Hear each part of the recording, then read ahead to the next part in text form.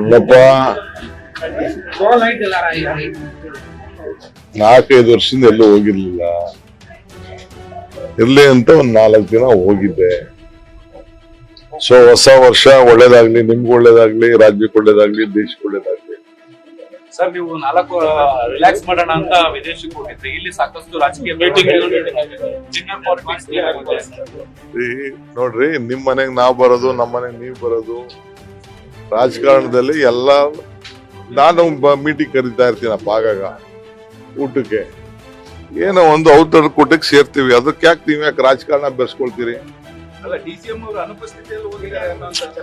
ಎಲ್ಲ ಕೆಲವರೆಲ್ಲ ಹೋಗಿದ್ದಾರೆ, ಎಷ್ಟೋ ಮಂತ್ರಿಗಳೆಲ್ಲ ಹೋಗಿದ್ದಾರೆ.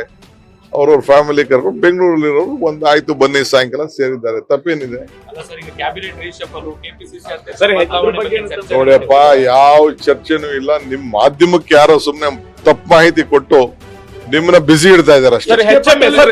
HMV ವೈರಸ್ ಪತ್ತೆಯಾಗಿದೆ. ಒಂದು